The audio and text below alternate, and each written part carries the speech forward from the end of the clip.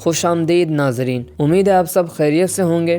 ہم جس والہانہ شوق کے ساتھ سفر کر کے ارطغرل غازی کے شہر سوغوت حاضر ہوئے تھے، اب اس سے کہیں زیادہ عقیدت اور محبت کے ساتھ دل و نظر کے عظیم فاتح حضرت مولانا جلال الدین رومی رحمہ اللہ کے شہر قونیہ کی طرف رواں دواں تھے۔ ارطغرل غازی نے اگر کئی رقبے اور زمینیں فتح کر کے اسلام کی سلطنت اور ریاست کی حدود میں اضافہ کیا تھا، تو ساتھ ہی حضرت مولانا جلال الدین رومی رحمہ اللہ نے بھی مجاہدین اسلام کے مفتوحہ ممالک، شہروں اور علاقوں میں داخل ہو کر اللہ تعالیٰ کی معرفت، محبت اور اسلامی احکامات و عقائد کا بیج بو کر نو مسلموں کے لیے ایمان اور اسلام میں رسوخ اور دین پر عمل آسان بنانے کی شاندار خدمات انجام دے کر لوگوں کے دلوں کو فتح کیا تھا۔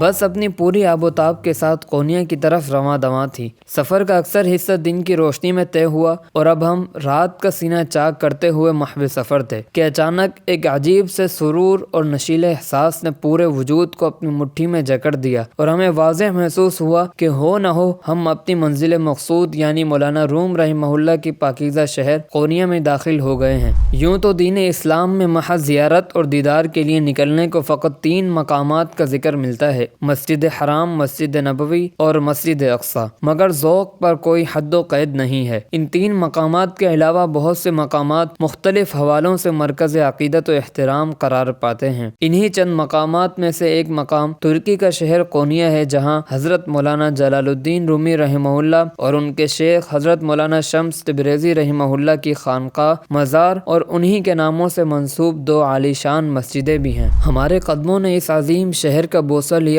تو تقریباً رات کے کوئی 10-11 بج رہے تھے، لہذا کھانا نماز سے فارغ ہو کر سیدھا بستر کا رخ کیا اور خوابوں کی دنیا میں چلا گیا۔ قونیہ میں ہمارا ہوٹل ایک بڑی اور خوبصورت جامع مسجد کے سامنے تھا۔ صبح جب اذان ہوئی تو اذان فجر کی پہلی تکبیر کے ساتھ ہی آنکھ کھلی تو وضو کر کے اپنے والد محترم کے ساتھ مسجد کا رخ کیا۔ مسجد نہایت خوبصورت اور پرسکون تھی۔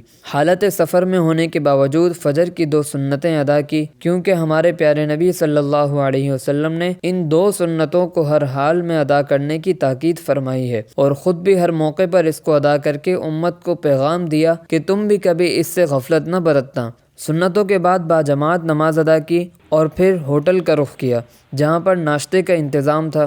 ناشتے کے بعد ہم سب خوب تازہ دم ہو کر حضرت مولانا شمس تبریزی رحمہ اللہ کے مزار کی طرف ایک نئے ولولے کے ساتھ آرام دہ بسوں میں روانہ ہو گئے۔ آج ترکی میں ہمارا 5واں دن تھا اور آج کے روز ہماری آنکھ ہمارے خوابوں اور پرکیف تصورات کے شہر قونیہ میں کھلی۔ یہ وہ شہر ہے جہاں صدیوں پہلے معرفت الہیہ کا ایک ایسا چشمہ پھوٹا جس سے دنیا جہاں کے لوگوں نے اللہ تعالیٰ کے عرفان کا فیض پایا، جو کہ اب صدیاں گزرنے کے باوجود حضرت رومی رحمہ اللہ کی شہرۂ آفاق کتاب مثنوی کی صورت میں جاری ہے۔ اس کتاب نے بلا شبہ ہر دور میں اسلامی تعلیمات، عقائد و احکامات کی دلنشین تشریح کا وہ فریضہ انجام دیا ہے جو کسی اور کتاب اور شخصیت کے حق میں نہیں آیا۔ کچھ ہی دیر میں بسوں نے ہمیں متعینہ مقام پر اتار دیا۔ حضرت کے مزار پر جب پہلی نظر پڑی تو ایک ایمانی قوت سے سرشار لہر ہمارے جسم میں دوڑنے لگی۔ یکایک دل کے نہاں خانے میں عقیدت و حضوری کے جذبات مچلنے لگے۔ مزار کے ساتھ ہی ایک خوبصورت چھوٹی سی مسجد بھی قائم تھی۔ اللہ کا نام لے کر ہم مزار کے احاطے میں داخل ہوئے،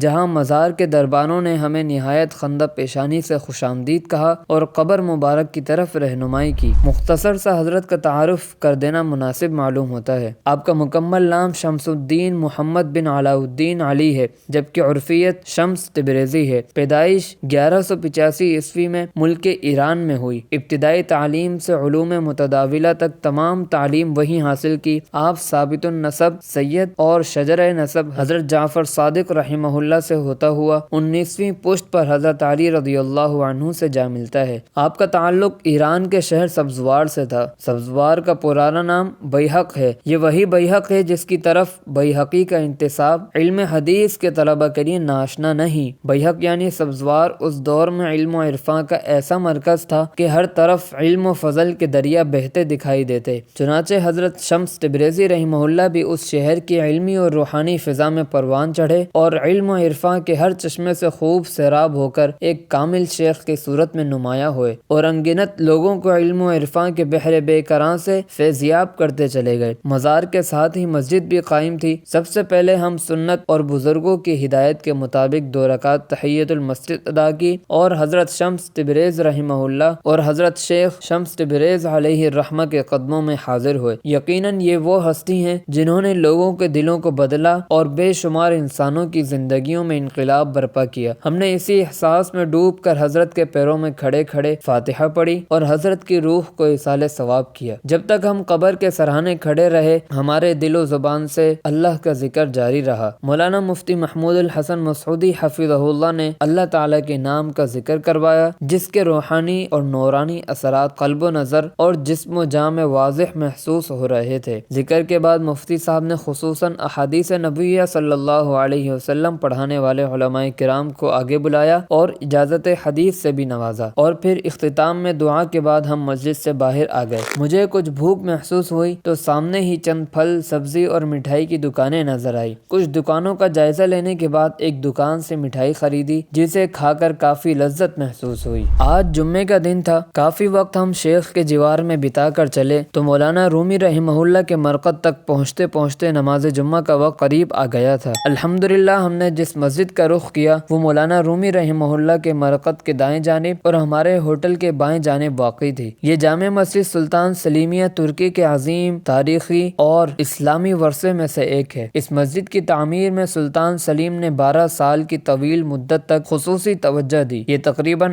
8 صدی پرانی مسجد ہے مگر اس کی شان و شوکت آج بھی اپنے شباب پر ہے۔ مسجد سے باہر کھلے آسمان تلے گول گنبد کے نیچے ایک چھوٹا سا وضو خانہ تھا جس میں کانپتے کانپتے میں نے وضو کیا اور پہلے زمانے کے مجاہدات کا تصور کر کے مسجد کا رخ کیا۔ ہم اللہ تعالیٰ کی تعظیم و تقدیس کا استحضار کرتے ہوئے مسجد میں داخل ہوئے۔ کچھ دیر تو ہم اس کی دلکشی اور در و دیوار سے چھلکتی تاریخی وادیوں میں کھو کر رہ گئے۔ امام صاحب کی عربی زبان میں تقریر کی آواز سنی تو بسط شوق خطیب صاحب کے قریب دوسری صف میں جا بیٹھا، مگر کچھ دیر بعد جب تقریر کے ابتدائی کلمات ختم ہوئے تو امام صاحب نے ترک زبان میں تقریر شروع کر دی جس کو میں نے بغیر اکتاہٹ کے خوب غور سے سنا۔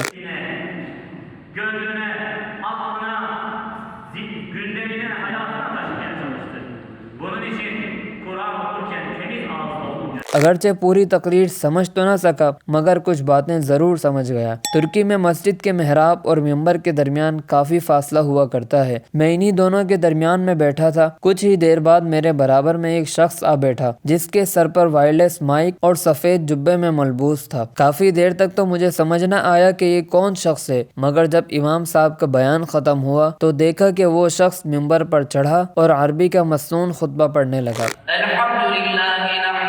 ونستعينه ونستغفره ونتوب إليه ونعوذ بالله من شرور أنفسنا ومن سيئات أعمالنا۔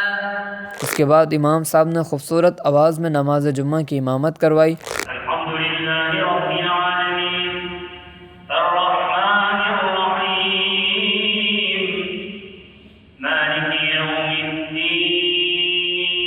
یہ مناظر اور نظم و ضبط دیکھ کر مجھے کافی حیرت ہوئی۔ نماز کے بعد حسب عادت امام صاحب نے مقتدیوں کی طرف رخ کر کے مخصوص انداز میں تلاوت کلام پاک سے سامعین کے دلوں کو تازگی بخشی اور دعا کے ساتھ مجلس کا اختتام ہوا۔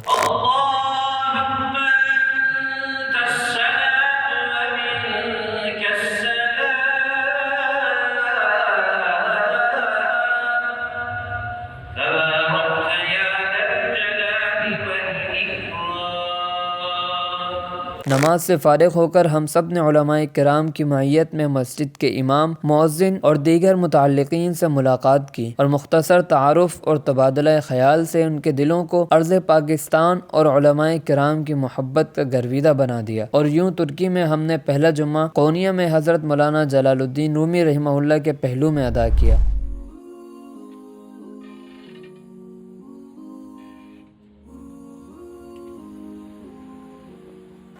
اگر آپ اسی طرح ترکی کی تاریخی مقامات کی زیارت کرنا چاہتے ہیں تو میرے چینل کو سبسکرائب کریں اور اپنے دوستوں کے ساتھ بھی شیئر کریں۔ چلیں ملتے ہیں ناظرین اگلی ویڈیو میں انشاءاللہ۔ اگلی ویڈیو میں مولانا جلال الدین رحمہ اللہ کے مرقد یعنی ان کے قبر کی زیارت کریں گے۔ فی امان اللہ۔